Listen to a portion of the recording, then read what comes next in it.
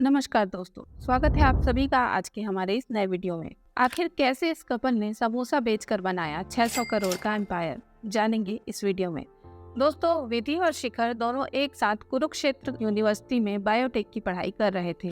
तब विधि को रियलाइज हुआ कि उन्हें मार्केटिंग में ज्यादा इंटरेस्ट है और इसलिए ग्रेजुएशन के बाद वह दिल्ली में आकर एक फार्मा कंपनी में काम करने लगी। वहीं शिखर मास्टर डिग्री के लिए हैदराबाद आ गया।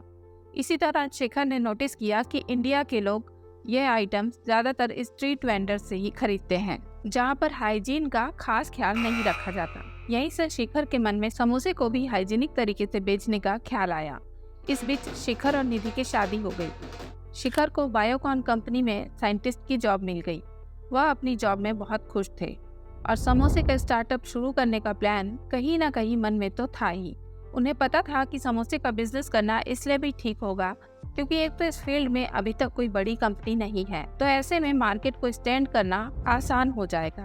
ऊपर से in respective of the area samosa Bharat के लगभग हर हिस्से में खाया जाता है, लेकिन सिर्फ हाइजीन मेंटेन रखने वाली बात से उनका समोसा मार्केट में पॉपुलर नहीं होता। इसलिए अपने समोसे को यूनिक भी तो बनाना था और इसके लिए उन्होंने रिसर्च करनी शुरू की। शिखर ने अपनी जॉब छोड़ दी और निधि ने अपना वर्क फ्रॉम होम के लिए अप्लाई कर दिया और दोनों जोर शोर से समोसा सिंह को देश के बाकी समोसे से अलग बनाने की तैयारी में जुट गए। तभी शिखर को एक आइडिया आया कि आखिर ऐसा कहाँ लिखा है कि समोसे में फीलिंग सिर्फ आलू की होनी चाहिए, और तभी उन्होंने ऐसी फीलिंग ढूंढनी शुरू की जो भारतीय मार्केट में पसंद की जा सकती थी।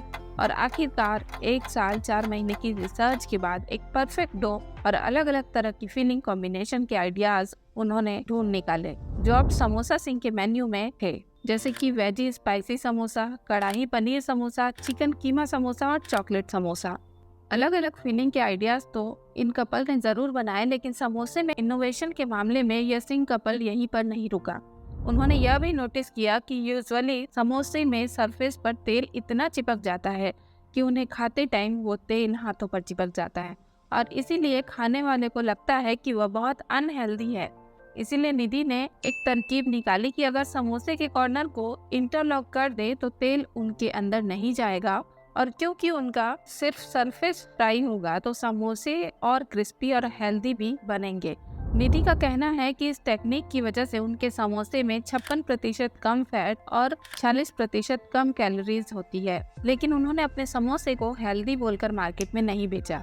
इसकी 2 वजह थी। पहली, अगर लोग इंटरलॉक के साइंस को ना समझ पाए तो वह समोसे के हेल्दी होने पर क्वेश्चन करेंगे, जो ब्रांड के लिए अच्छा नहीं होगा। और दूसरी, एक ही हेल्दी चीजों को लेकर लोगों के मन में यह इमेज भी होती है कि वह चीज कम टेस्टी होगी, मीन्स इससे उनकी सेल्स पर भी फर्क पड़ेगा। पूरी तैयारी के साथ उन्होंने फरवरी 2016 में बेंगलुरु के एक छोटे सी किचन से अपने पहले आउटलेट को शुरू किया। यहाँ शिखर समोसे तलने का काम कर रहे थे और कैशियर और वेटर बनने का दारोमदार निधि पर था। शुरू में उन्होंने इसके चार्जेस कम रखे थे ताकि वह बड़ा मार्केट टारगेट कर सके।